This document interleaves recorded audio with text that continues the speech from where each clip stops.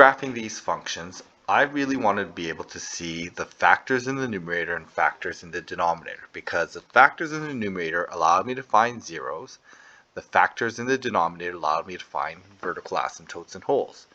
So the first thing I'm going to do here is I'm going to factor this. So I'm going to end up with numbers that multiply to 6 and have a difference of positive 1 is going to be plus 3 minus 2. And numbers that multiply to 6 and add to 5 are going to be plus 3 plus 2. So I'm going to state my restrictions. X is not equal to negative 3, negative 2. But what's going to happen is that the factors that give me negative 3 are going to cancel. So this represents a hole. And this is going to represent my vertical asymptote. So that's the first thing I'm going to do. I'm going to put my vertical asymptote in. And I'm also going to plot the coordinate of the hole. So the hole is at x equals negative 3. So when I plug in negative 3 into this expression, I get negative 5 divided by negative 1, which is positive 5. So at negative 3, positive 5, there's going to be a hole. Okay, oops, I just made that in the wrong spot. It's going to be positive 5. It's going to be right there. I also have factors in the numerator, which is going to give me a 0. It's going to be where it crosses the x-axis. And again, I can make my table of values here. I have negative 3, 5. That's my hole. I have a coordinate at x is 0, that's my y-intercept. I'm going to end up with negative 2 over negative 1, or positive 1, which gives me negative 1. So I have a point there.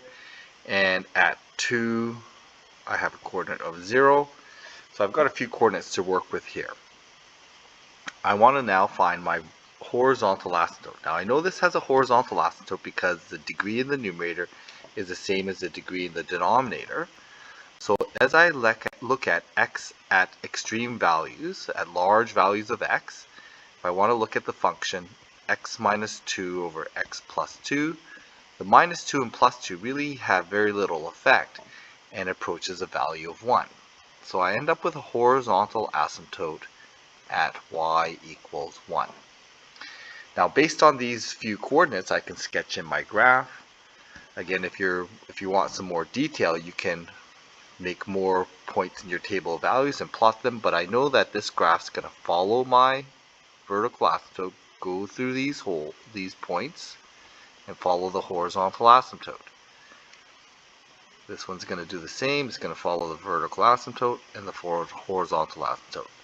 Now, all the ones that we've done so far don't cross a horizontal asymptote, but it's important to understand that the vertical asymptote is an asymptote we cannot cross. However, that's different than a horizontal asymptote.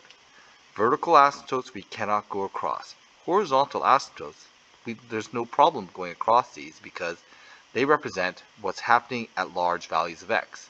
So locally we can cross the asymptote as much as we want. So there are some functions that do that. We have not encountered any of those yet, but it's important to understand that horizontal asymptotes can be crossed. We just don't know how we go across them right now. Vertical asymptotes, it's true, you cannot cross this. Horizontal asymptotes, okay. Vertical asymptotes, we can never cross.